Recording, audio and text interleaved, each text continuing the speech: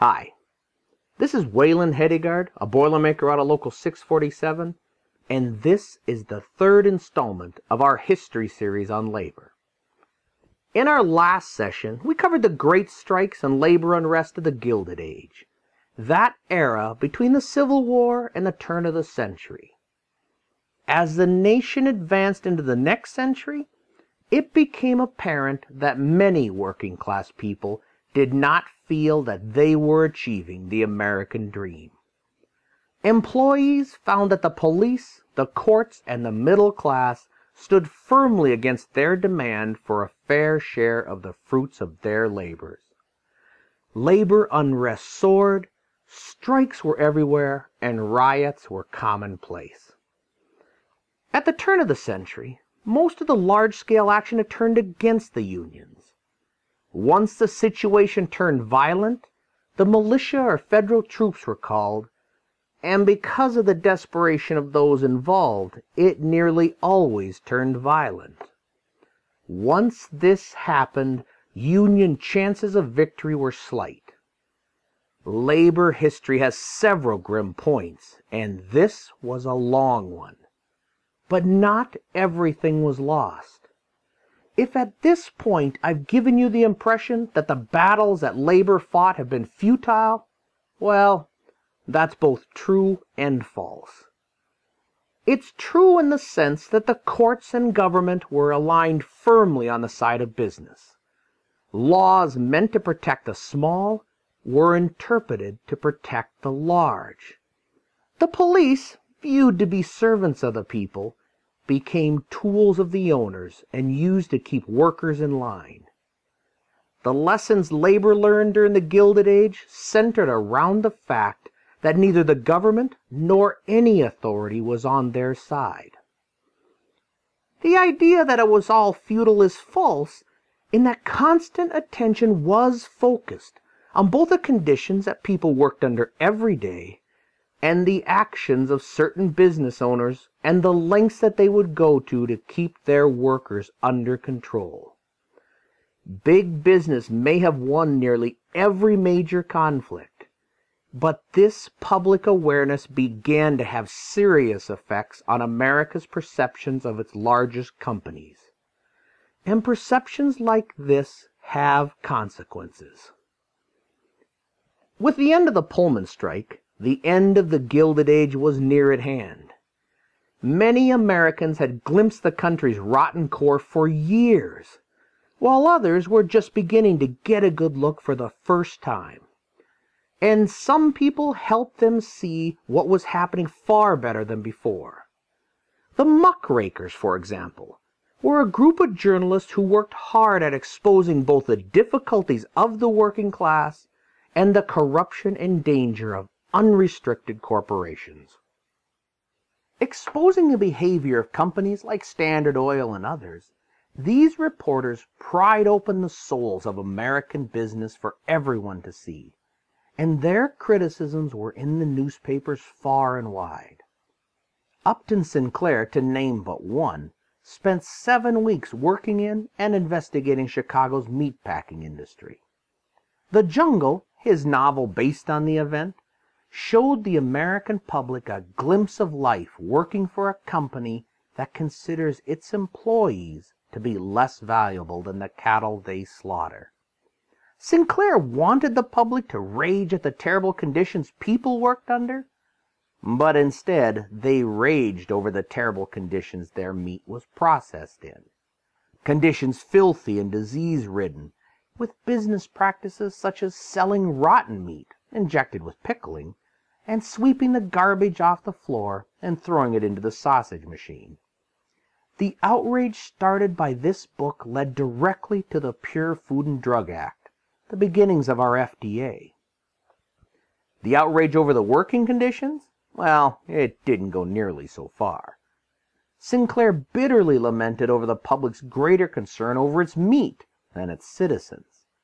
He said, "I aimed at the public's heart and by accident hit its stomach. But if you ever want a glimpse at how bad these people had it, read The Jungle." In the more populated parts of the country, the largest capitalists began to lose their ability to hide their abuses of their workers. It was a time when they felt like everyone was watching, and in truth many were. Men began to worry about their reputations and the legacy they would leave behind, and this concern began to make them think twice about dealing as harshly with their employees as they would have otherwise. The muckrakers had a lot to do with this. But as much as anything else, it was always the loss of income, the loss of property, and the damage done to their companies that made these protracted strikes undesirable. A company's battle to break the union might end in a victory, but the cost that company would pay may be very high, too high to be worth it. Furthermore, though it is true that labor lost nearly all the major battles before the turn of the century, the number of small battles they won and the organizations that they had built to fight them made them a force to be reckoned with. With most of the powerful forces allied against them, workers were forced into a sink or swim and unify or die mentality. Many chose to be unified. To begin with, let's start with miners and their peculiar fights. Though mines of all types had their own labor troubles, the coal miners became legendary, both for working in the most dangerous working conditions and having the most brutal employers. A Union history without a solid look at the coal miners would be like studying American history without the Civil War. Much of this importance lies in the sheer number of coal miners, hundreds of thousands. Coal, more than any other substance taken out of the ground, was absolutely necessary for modern civilization. From the heating of houses, to the powering of factories, to the transporting of goods, coal took on an importance that no other substance could match. Unfortunately, what most Americans really wanted was not just coal, but cheap coal. This set the stage for a continuous series of struggles over the demands of mine owners for high profits and the demands of coal miners for both safety and enough money to survive. In the early days of industrialization, coal miners were a much more independent craft. Often paid by the ton, they set their own work hours and many other conditions of safety. Coal mining was a heavily skilled craft, taking years to learn and being fatally hard on those who made mistakes. This made the average coal miner very proud of his skills and difficult to replace. As time went on, however, and industrialization itself reached into the mine, coal miners found themselves increasingly ruled by the time clock and the mine superintendent, and this did not sit well with them. The independent-minded miners were rather reluctant to give up their power, and the danger they faced every day made them nearly immune to threats. Ironically, as the technology improved, the safety stayed the same or got worse. Not because of ignorance of what it would take to make it safer. By this time, mining science knew much about safety, but rather because of a reluctance to spend the time and the money to protect people rather than just mine coal. The deaths related to coal mining were absolutely staggering. Between the years of 1890 and 1917, more than 26,000 miners were killed in mine disasters. About 12,000 were seriously injured or maimed each year, often left permanently crippled. Sometimes hundreds died in a single disaster, wiping out the entire male population of a town. In addition, the remoteness of most coal mines, well out of the public eye, often made tyrants of the mine owners, whose attempts at controlling the lives of their miners far surpassed anything that had happened in more urban areas. As these attempts increased, the violence by which the miners tried to free themselves skyrocketed. People who face death and maiming every day aren't all that shy about dishing out a bit of their own. The case of the Molly Maguires, an Irish Robin Hood-style criminal group, is a great example. This legendary group was blamed for the murders and attempted murders of dozens of mine owners, managers, and foremen. Although certainly blamed for things they didn't do, they became a frightening weapon against the brutality of the owners. Several accused men were eventually brought to trial and hung on little evidence and suspect testimony, but the authorities simply couldn't hang enough men to make the violence go away. It is a truth that people need some control over their workplace and lives, and if they don't have it, they'll eventually rise up and try to take it. And many mine owners were simply not willing to give it to them. Many of the miner fights were out east, but once the railroads reached Colorado, the vast southern coal fields sprouted with mines, several owned by the wealthy Rockefellers. Initially, these were small affairs mined with small armies of the highly skilled independent miners, but like other places of the United States, as the technology increased, the most highly skilled workers were no longer necessary. The job became less skilled, more routine, with far lower wages. As labor unrest in the Colorado mines increased, mine owners looked desperately for ways to control their workforce. They hired mine guards, often armed with rifles and machine guns. They bribed county officials, clerks, and courts, assuring any troublesome miner that the law would be no friend. They also took a page out of George Pullman's book and created company towns. But unlike Pullman, they had no intent on creating any sort of workers' paradise. These towns' only purpose was to create a level of control over their employees that was beyond anything seen since the Middle Ages.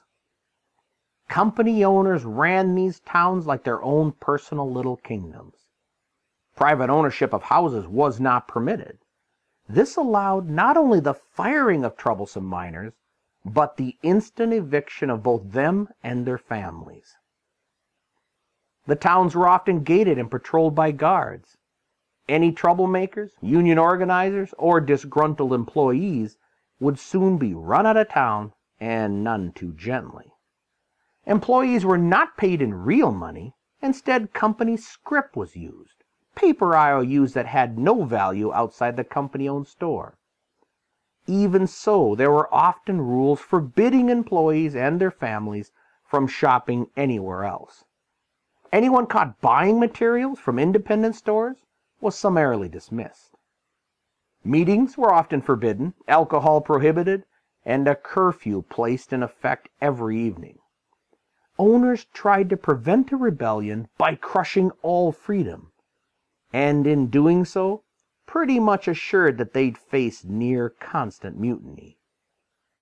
This level of control not only gave company owners absolute control over their workers, it also ensured them that every dime that they paid the miners could be squeezed back out at the other end. If employees demanded a raise, a simple hike of prices in the company store could return every nickel to the owner's pockets. People often got so far in debt as to make it impossible to ever be free of the company. This much control made unionizing a vicious and uphill battle. But as the conditions became worse, as employee debts became higher and wages kept dropping, it was a battle most miners were willing to fight. Like Janis Joplin said, freedom's just another word for nothing left to lose.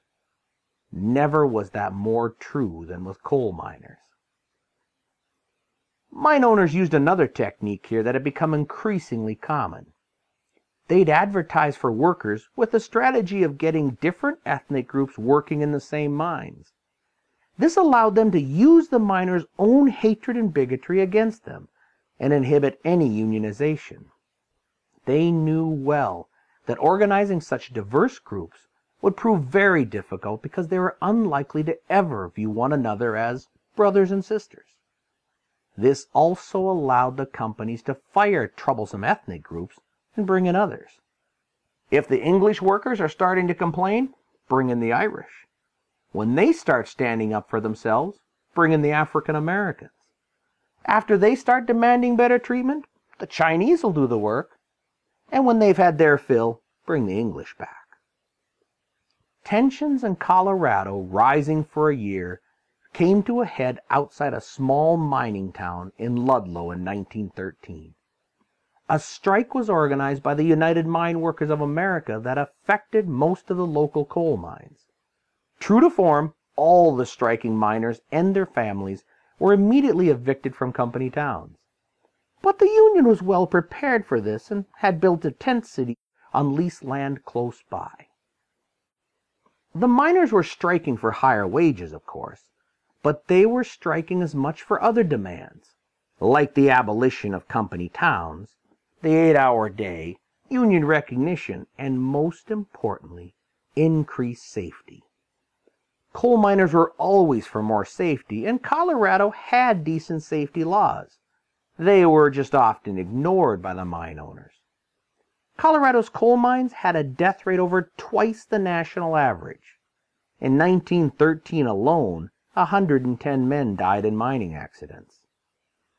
Contributing greatly to this death toll was the policy where miners were paid only by the ton of coal they dug out of the ground. This meant there were no wages for any safety-related work, or dead work as they called it, such as shoring the mine to prevent collapse, or watering the coal dust to prevent explosions. Since miners were barely making enough to survive, more and more shortcuts were taken, and this made the mines frightening places to work.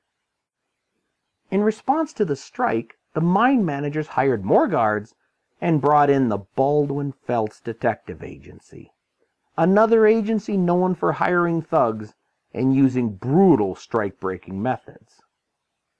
The Baldwin-Felts agents were a small but well-armed mercenary army, available for hire to anyone with enough money. They hired any thug willing to use a gun or a club to intimidate workers, and their tactics at Ludlow included the beatings and murders of union organizers or troublemakers. Once a tent colony was built, they took to terrorizing the workers and their families by shining powerful spotlights at night, then firing bullets randomly into the tents, occasionally killing and wounding men, women, or children. They built an improvised armored car with a mounted machine gun that the Union nicknamed the Death Special, which became a prime tool of intimidation. These attacks prompted the miners to dig pits under their tents for shelter for their families. They just couldn't tell when the next bullet would come through. As the violence mounted, the National Guard was called, but since these immediately sided with the company, they just added to the miners' misery. The Colorado government, however, soon became reluctant to spend any more money keeping the troops in the field, so they developed a strategy of withdrawing the soldiers, but allowing the mine owners to finance their own militia companies with hired thugs and Baldwin-Felts agents, some even using arms left by the state militia. And this had predictably disastrous consequences. On the morning of April 20th, the camp leader met with a militia captain over a dispute. While this was happening, the militia installed a machine gun and took up positions directly overlooking the tent city. This act raised the stakes in the game considerably. Now the agents and militia could rake the entire community with fire. Fearing for the safety of their families, the miners set out to outflank the troops, and fighting soon erupted. The fight lasted the entire day. Many of the families were trapped in pits under the tents until a train, manned by sympathetic Union men, stopped in front of the gun emplacements and allowed most of the miners and their families to escape to the hills. Several witnesses on the train reported troops actually firing on fleeing women and children. The militia then descended on the tent city, and it was soon in flames. Unfortunately, 2 women and 11 children hadn't escaped and were hiding in a pit when the tent above them was set on fire. They suffocated, putting the final touches on what we now call the Ludlow Massacre. The camp leader and 2 of his lieutenants had also refused to leave, choosing to stay in the camp to negotiate to prevent further bloodshed. All 3 were later found dead, having been shot multiple times in the back. For these fierce and proud miners, this was all too much. In response, the coal miners called for war, and an all-out war it became. Many of the immigrants had fought in European wars, and they faced danger every day in the mines. So when the call came, few hesitated. For 10 days, fighting raged up and down the coal mines. 1,000 heavily armed strikers attacked mine after mine, and what came to be known as the Colorado Coalfield War. The estimated number of deaths varies widely from 69 in the Colorado government report to 199 in an investigation paid for by John D. Rockefeller, Jr. The fighting only stopped when federal troops arrived, and, uniquely for government intervention, actually disarmed everyone. Though hundreds of charges were brought against the men on both sides, virtually all were dismissed. In the end, the strike failed, and many workers were permanently replaced. The strike did, however, have a lasting effect on both mine safety in Colorado and the labor movement overall. Reforms were sought, and the worst of the abuses in both mine safety and company town policies were abolished. In an amusing turn, Rockefeller's company agreed to some concessions, acting as if they were giving the miners a great deal, only to have it pointed out that all of these so-called concessions were already mandatory under Colorado law. Nevertheless, this did not deter similar battles in other coal mining regions of the country. In West Virginia, a similar but more protracted battle was to be fought a few years later in the town of Matewan and the resulting Battle of Blair Mountain. The town of Matewan in Mingo County, West Virginia, became the center of a long-running conflict between the coal miners and the coalition of coal mine owners in the state. Facing a depression of coal prices that followed the end of World War I, mine owners dropped the tonnage rates for coal to a point that made it difficult for miners to live.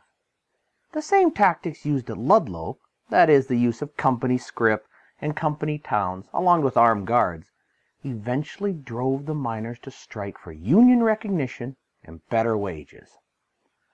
West Virginia ended up as the last major holdout against Union coal mines, and the owners there fought unionism with everything they had, and what they had was considerable. The government, courts, and police force were nearly universally allied with the coal companies. In some counties, the coal companies actually paid the deputies' wages, and you can imagine what kind of justice was found there. In addition, the mine owners hired the now infamous Baldwin-Felts detective agency and used all the brutality they could bring to bear on whoever stood against them. Conditions in the mine and animosity between the owners and the miners were as bad or worse in West Virginia than anywhere else. This created a series of vicious events where one side committed a smaller atrocity that was followed by the other side committing a larger one. In essence, this continued until all-out war raged across the mountains of West Virginia. On a May afternoon in 1920, several Baldwin-Felts detective agents had just finished evicting striking miners' families from company housing. Upon returning to the train, the 13 agents, including 2 of the 3 Felts brothers, were confronted by Sid Hatfield, the town's police chief and descendant of the infamous Hatfields. And with him was the town's mayor, Cable Testerman. These 2 represented a rare combination in America: government figures who actually sided with the Union. Both Hatfield and the agents claimed to have warrants for the other side's arrest, and the tension of this encounter quickly led to shooting. Who shot first is still in dispute, but there can be little doubt that the Baldwin-Felts agents were confident in their apparent numbers, 13-2. What they didn't know was that they had been surrounded by numerous armed miners who had suffered enough and weren't going to take it any longer. After the shooting was over, 7 detectives were dead, including the two Felt brothers. On the townspeople's side, 4 lay dead, including the mayor. This event made Sid Hatfield a hero and celebrity to the miners in West Virginia and Union members everywhere. But it also made him the target of revenge by Tom Felts, the head of the Baldwin-Felts detective agency, and a man mourning his 2 brothers. Though cleared of murder charges in the Battle of Matewan, Sid later faced trumped-up charges in a neighboring county. Reluctantly, he decided to go to clear his name, but this was not his fate. As he and his deputy and their 2 wives climbed the steps to the courthouse, several Baldwin-Felts agents opened fire, killing both men. They, too, were acquitted of all charges, claiming self-defense, even though neither dead man had a gun. The outrage felt by miners across West Virginia brought about a demand for all-out war to avenge Sid's death. Miners from around the state gathered together to march to Mingo County.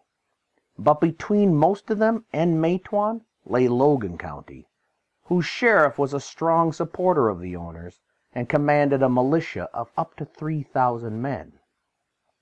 The miners' army marched and the sheriff's militia dug in.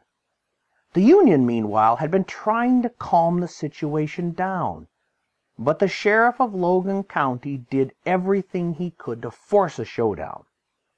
True to his wishes, violence erupted and the battle was on. A series of skirmishes began on Blair Mountain. The militia was heavily armed with rifles, machine guns, and even had planes, with which they dropped tear gas and bombs on suspected striker camps and gathering points. The miners fought on determinedly, but finally realized it was hopeless when federal troops arrived. Knowing that they'd be disarmed, many buried their weapons and marched home, claiming that when they needed them again, they would know where they were. The result of this entire conflict, unfortunately, was a resounding defeat for the Union, both in West Virginia and nationwide. The violence, in combination with the nationwide glut in coal mining, dropped Union membership considerably. In West Virginia, United Mine Workers membership declined from 50,000 to only a few hundred, and nationally it dropped from 600,000 to less than 100,000 by the end of the decade. This was accompanied by drops in Union membership across the board. The AFL, for instance, lost nearly 25% of its membership in just 3 years. Aside from what happened in West Virginia, other reasons for this decline were the harsh stance taken by company owners allied firmly to a court system willing to issue strike-breaking injunctions whenever asked. These injunctions made any strike-related activities, including such peaceful activities as boycotts, sympathy strikes, even writing pamphlets or newspaper articles in support of certain strikes, illegal. Imagine a court taking away a citizen's right to free speech to such an extent that they could be forbidden to publish things like do not buy lists and even opinion columns in newspapers. Violating these injunctions brought instant arrests and fines large enough to bankrupt unions.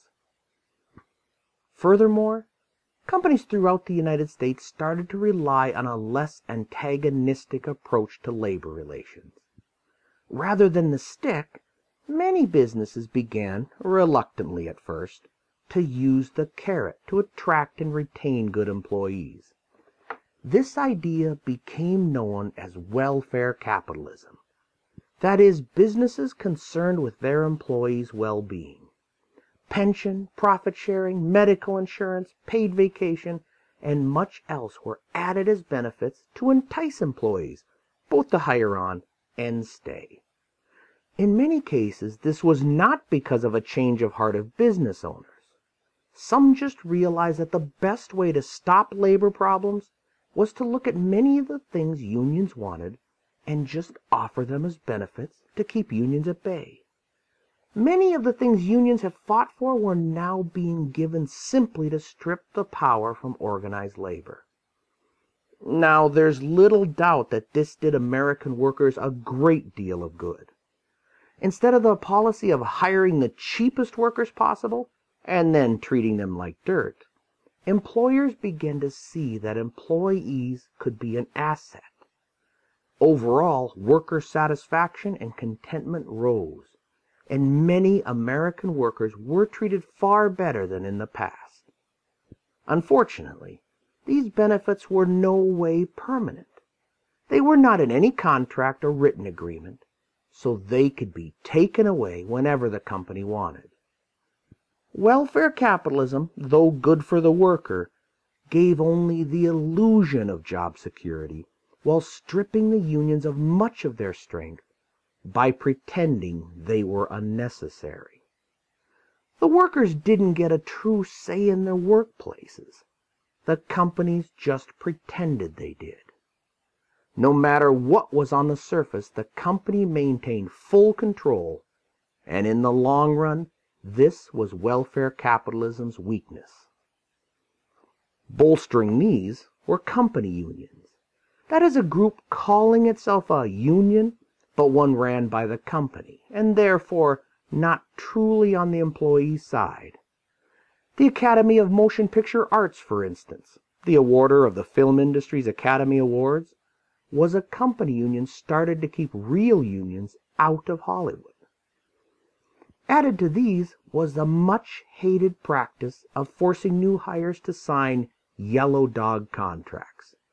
These bound the employees to never be a member of a union and authorized the company to fire them immediately if they joined. This gave the company great power over their employees' private lives, telling them what they could join and what they could not. Yellow dog contracts and injunctions rapidly became the most detested anti-union practices in the nation. To make matters worse, the Supreme Court began dismantling any law that had been enacted regarding safety, maximum hours, or minimum wages.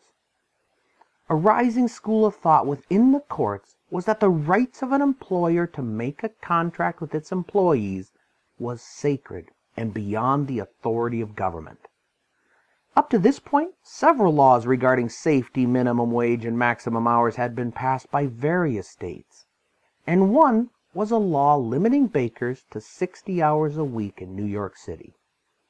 It might not seem to most of us today that bakers had a dangerous occupation, but in the late 19th century, most bakeries were small, filthy affairs located in the basement of tenement buildings. Bakers, often only children, were forced to work up to 100 hours a week in poorly ventilated, incredibly hot, and unhealthy workplaces.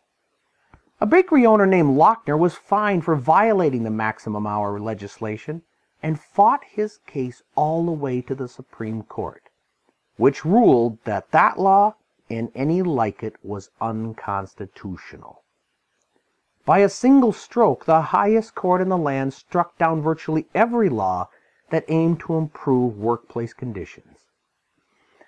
Their legal viewpoint was to look upon corporations as equivalent to people, and that the Constitution forbids any interference with the rights of contract between people. So any law concerning safety was directly against the rights of whichever company it applied to. An employee, by this bizarre logic, could take the offered employment and the dangers it entailed, or he or she could just leave them and starve. The Supreme Court considered both of these options to be equally viable and apparently desirable. This means that they accepted the absurd notion that a single railroad employee, for instance, was on an equal footing with the massive corporation which employed him, and that any additional protection for that employee would harm the rights of the corporation, which in their minds was another person. To summarize all these outrageous anti-union ideas together, to put them in a nutshell, so to speak, let me say this. while striking down any law that made work safer or more comfortable or in any way better for the employee. The Supreme Court staunchly upheld the government's right to inhibit the free speech of any union to call for a boycott, while staunchly defending the rights of companies to do nearly anything and willing to mark as unconstitutional any law which went against a company's desires. The Supreme Court firmly agreed with the states' rights to make laws and injunctions against employees standing together and peacefully fighting back, or even talking about it. Justice may be blind, but it sure likes the feel of money. One loophole in the court's view against regulating workplace conditions was the admission that such regulation could be done if the government had a compelling interest. Proving this interest, however, seemed to be far out of reach. People fought and died to get their workplaces safer. But every so often, it's not the fighting that gets the attention needed. It's the dying. The island of Manhattan was the garment-making capital of the world at the turn of the century. Factories ranged in size from 3 people in a crowded living room all the way up to employers who hired hundreds of employees and sold millions of garments every year. Conditions were often terrible and dirty, and the work was poorly paid. Most work was paid by piecework. This is the type of payment method where employees are paid for each piece that they complete. As competition heated up, the amount of money each employer was willing to pay for a sleeve or a buttonhole shrank. The employer immediately pushed this decrease down to the contractors working under him, and those contractors pushed it down to the individual workers. This is actually where the term sweatshop originally comes from. The process of sweating your employees for more and more work for less and less pay. It truly had nothing to do with the sweltering heat employees may work in, but in July and August of a New York summer, that could probably apply too.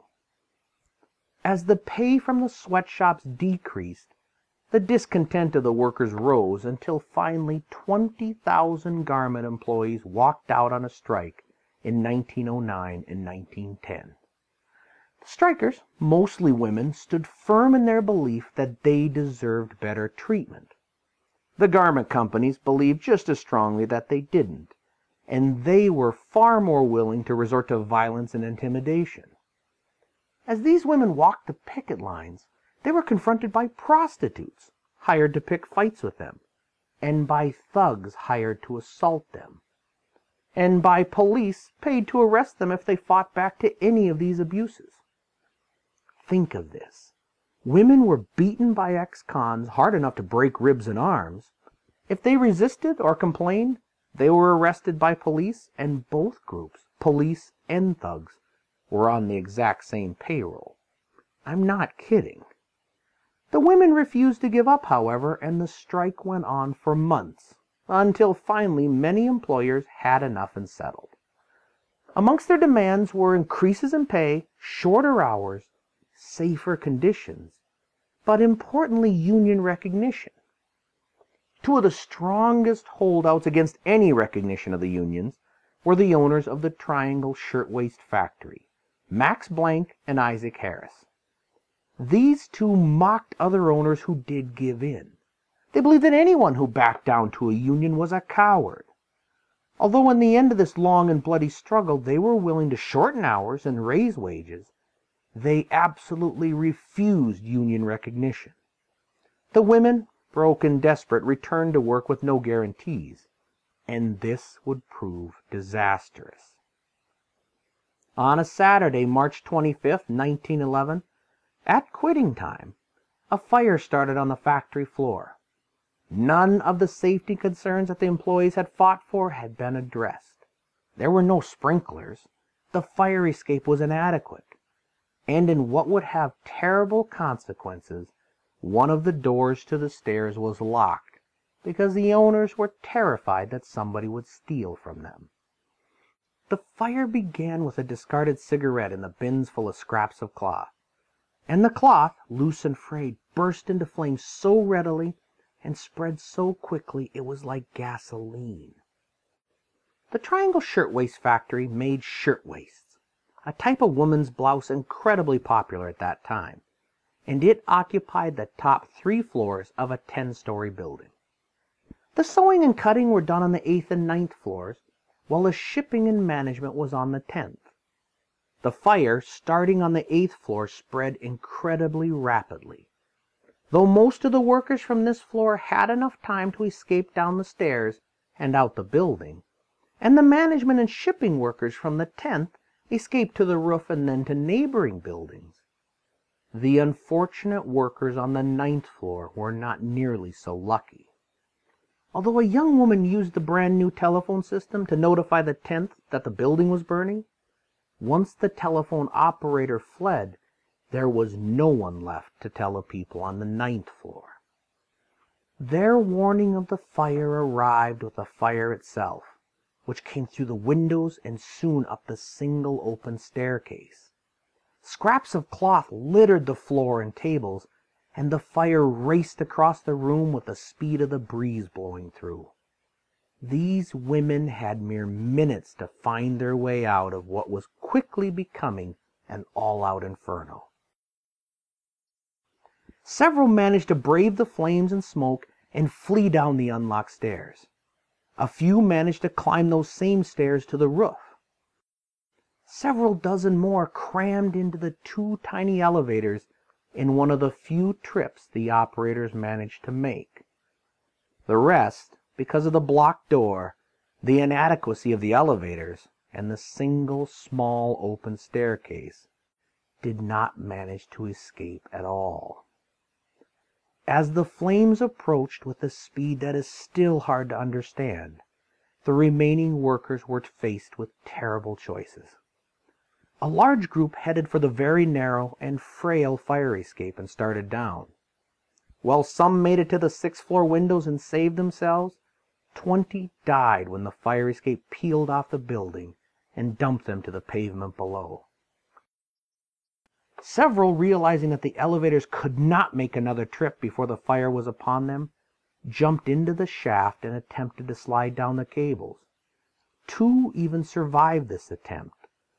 Several others, 19 in all, either jumped or were pushed into the shaft, landing in a lifeless heap on top of the elevators and assuring that they would never make another trip.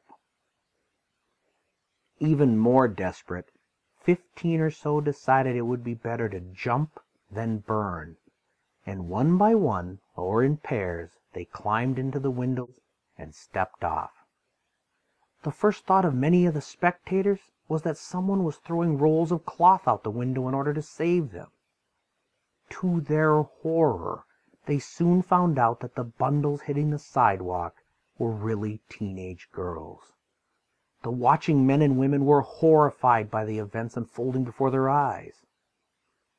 Back on the 9th floor, another 30 terrified employees crowded in the other end of the building, hopelessly trapped. Those closest to the fire pushing frantically on those pressed against the windows. As the fire began to relentlessly consume the outer victims, the pressure against the glass became too great, and dozens of bodies burst through, many on fire when they hit the pavement 9 floors below. The remaining 50 or so employees on the 9th floor of the Triangle Shirtwaist Factory, they didn't decide much of anything. They just died where they finally collapsed. All in all, 146 people died in the fire, 123 women, and 23 men.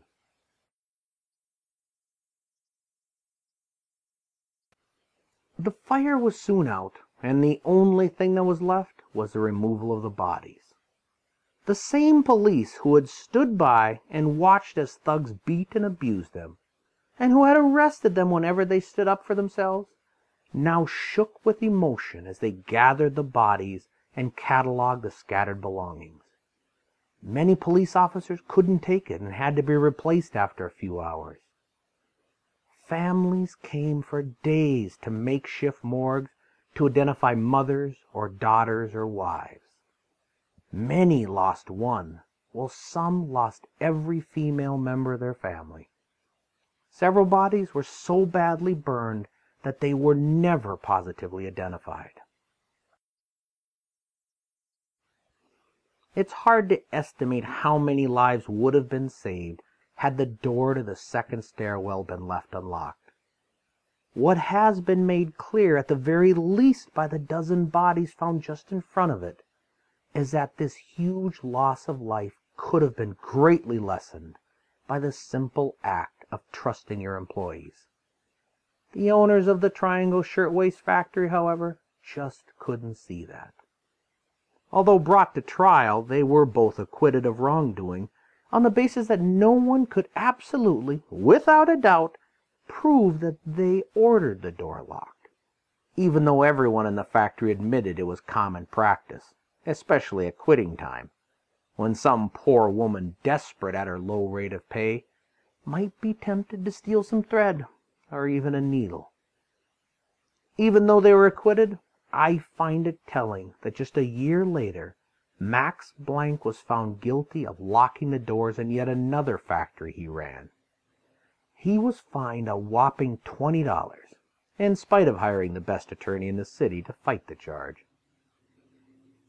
Though their insurance did pay, on average, a week's pay to the families of the victims, the two owners also got off in civil court and were never forced to pay a dime. In fact, since they carried so much fire insurance, they ended up with an actual profit of $60,000 from the fire. That's $400 for every man and woman that died. They took their insurance money and faded from history. They faded, but the memory of what happened to the Triangle women had a lasting impact.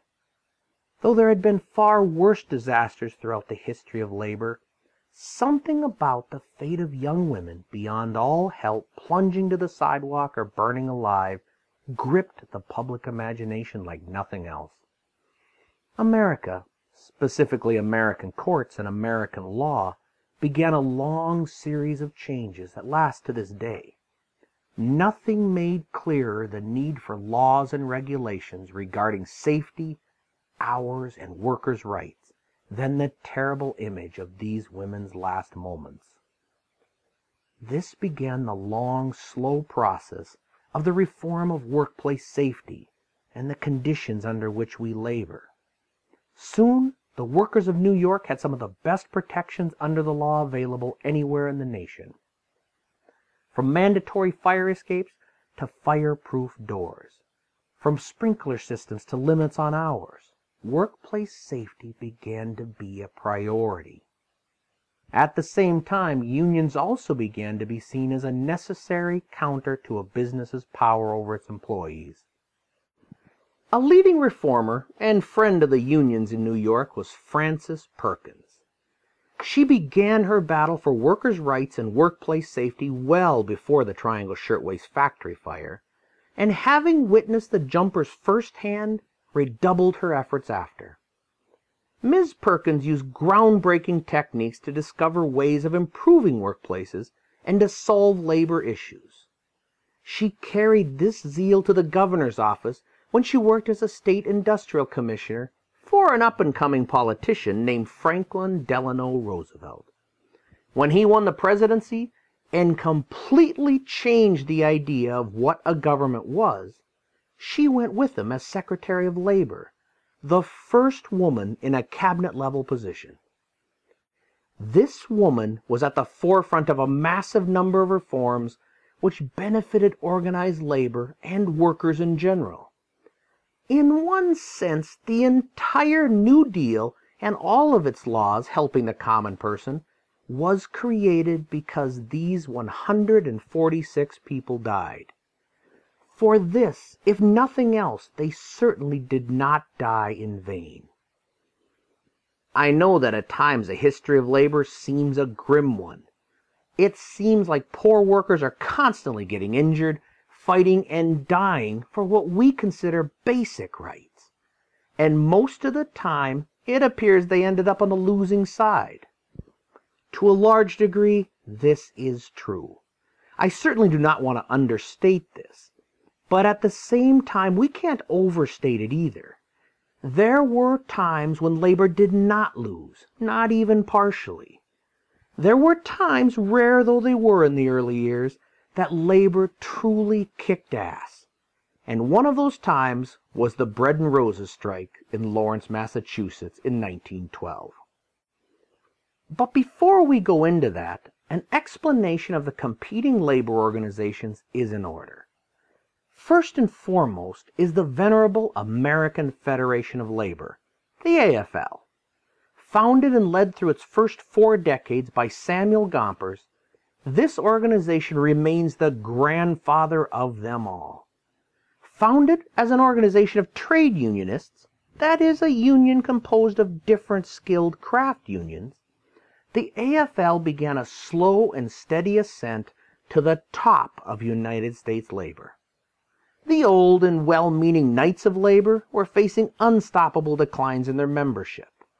Erratic leadership, disorganization, and being saddled with the responsibility of the Haymarket bombing, the Knights of Labor slowly faded. There to pick up the slack, at least for the trade unions, was the AFL. Unlike its predecessor, the AFL under Gompers did not believe in changing the world. Gompers did not believe in socialism or communism or any other ism. In private and public, he bitterly complained about the uselessness of such philosophies. He believed that the causes of labor are best served by the unions fighting for small, obtainable gains. In no way did he wish to tear down the system of capitalism. He wanted to fight within that system for higher wages, shorter hours, and safer work conditions. This made the AFL and Gompers one of the more conservative organizations. This lack of radicalism also made them one of the most successful. Counter to them were more radical groups such as Eugene Debs' Socialists. Debs, after studying the failures of the railway strike of 1877, founded the American Railway Union, the ARU, which combined several separate railroad brotherhoods into a single entity. After spending 3 months in prison for violating an injunction and supporting the Pullman strike, Debs began to think that the American workers would never find justice under a capitalistic system. He became a founding socialist and remained dedicated to the socialistic ideals for the rest of his life. He believed that the only way workers could get justice was if they controlled the means of production. These ideas made him considerably more radical than the conservative AFL, and Gompers regarded the socialists as starry-eyed idealists, unable to survive in the real world. The socialists, in turn, regarded Gompers as a tool of business, and the AFL as unworthy of the title of a union. This disagreement and their constant bickering did not help the cause of labor much. But even the socialists couldn't approach the radicalism of the International Workers of the World, the IWW, or for short, the Wobblies. Wallace Stegner called them the shock troops of labor, and this is pretty much what they were. If there was trouble, they were in it.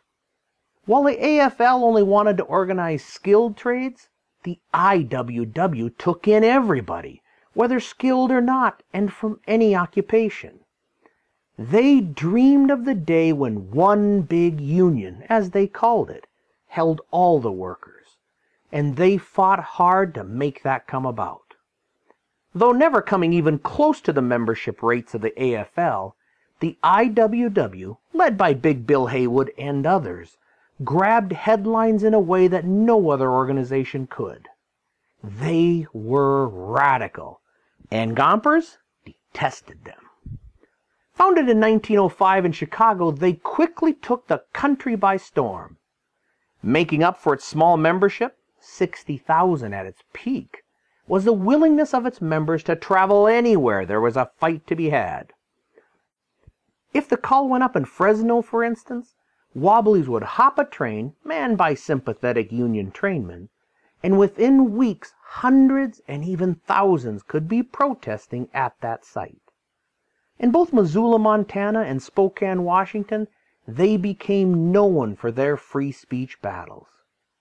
In both of these places, mines and logging companies had agreements with crooked hiring agencies in town. These agencies would charge workers a fee to get them a job, often a percentage of their paychecks for a set period of time.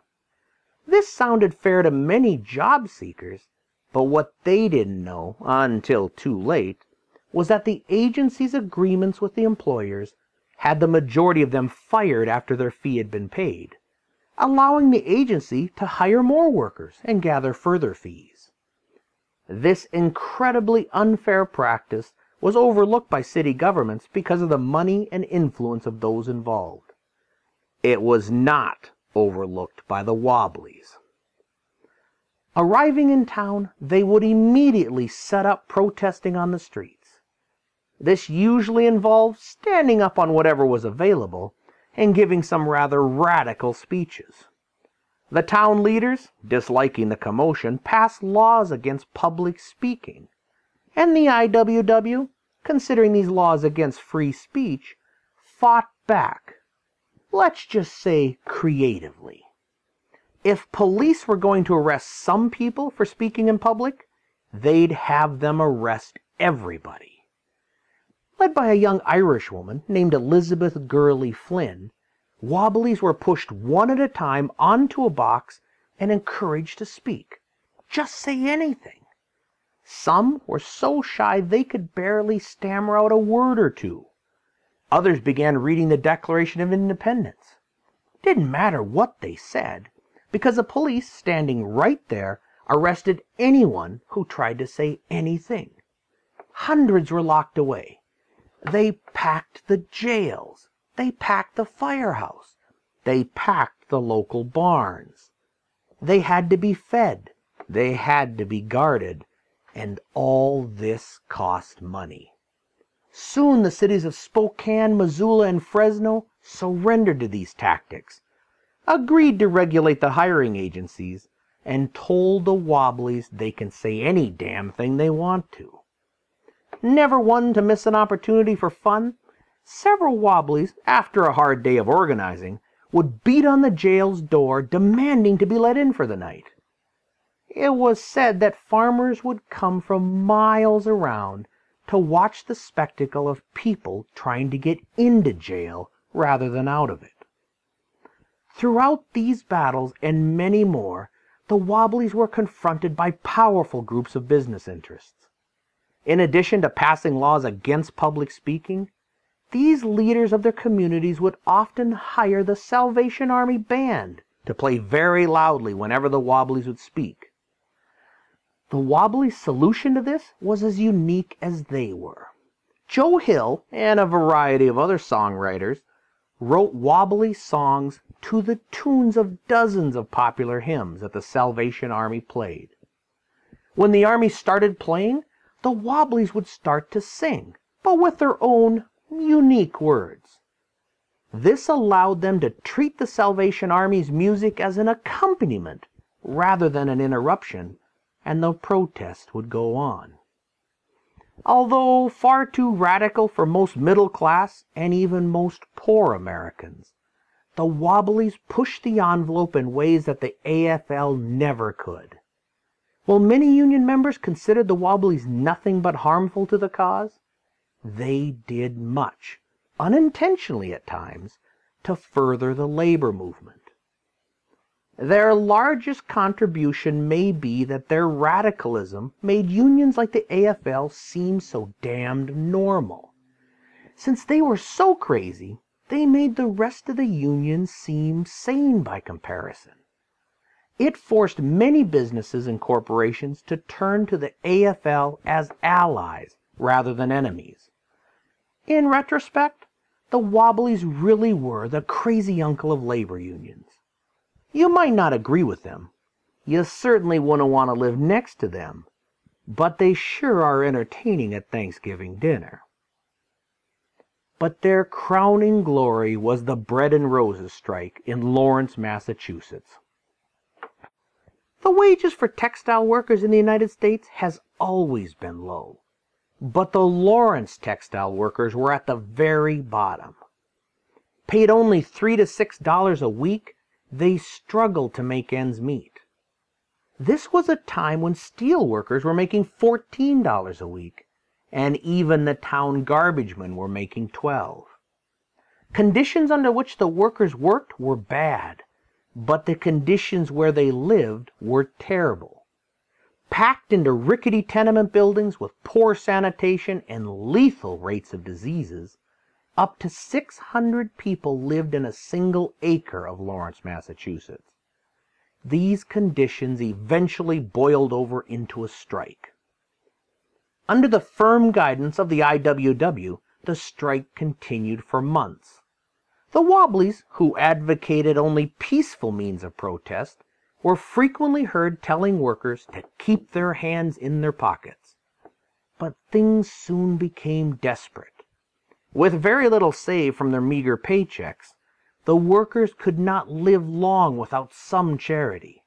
And so the IWW did a variety of fundraising and relief activities, both to bring in some money and to make the public more aware of the poverty that existed here. The owners and the town leaders, on the other hand, were upset that the IWW and the strikers could imply that their town was not taking care of its own, even when it really wasn't. The militia was called in and faced down the workers daily. Violence was constant, and the situation became dire. As the desperation of the people grew, a brilliant idea was put forth to ship as many of the workers' children as possible to homes all around New England. This would decrease the amount of mouths to feed and would have the added benefit of increasing public awareness of the poverty and the condition of the strikers. When the first trainload of 119 arrived in New York City, they were greeted by thousands of supporters. Their lack of coats and hats and the poor quality of their clothing testified to the poverty of their parents. When newspapers around the nation wrote accounts of the strike waifs, the Lawrence city leaders and conservative newspapers were enraged. They claimed that the police were spineless for not standing up and stopping this exodus, and they demanded the police take action. No more children were to leave. It made them look bad. So the police did what police do. When the next group of children waited in line for the train, the entire police force charged in and began herding the children away. Children, when confronted with big burly men pushing them around, did what they do, which is to scream bloody murder. And finally, the mothers did what mothers for millions of years have done, and they rushed in to protect their babies. Women were clubbed, pushed, and arrested. Many were jailed right along with their children. The town leaders and the newspapers proclaimed this a victory. They would not be made to look like fools any longer. The rest of the world, however, saw this for what it really was: undeniable brutality against mothers and children. The public reaction was swift and terrible. Editorials in newspapers across the nation were furious that such behavior could be condoned by both the company and town officials. The horrific publicity this police action brought about forced the owners to settle a strike on the workers' terms. The Wobblies had won. They had become the labor movement's brightest, if frightening, star, one that had become too radical, too revolutionary, and too successful. This would have to be stopped, and as America entered World War I, the Wobblies finally gave their opponents everything they needed to do this. To the IWW, the war for workers' rights was the most important war for America's future. World War I, viewed like this, was just workers killing workers. To them, it was the rich getting richer and the poor getting dead. But their opposition to the war was unpopular, and soon their enemies were using it everywhere. Laws were passed making any anti-war speech illegal, and wobblies and socialists were being arrested and sentenced to long terms. The IWW union halls were searched and thousands of documents were taken. During the trials, no evidence could be found that any of the 101 wobblies on trial had done anything other than talk. So they were sentenced for talking.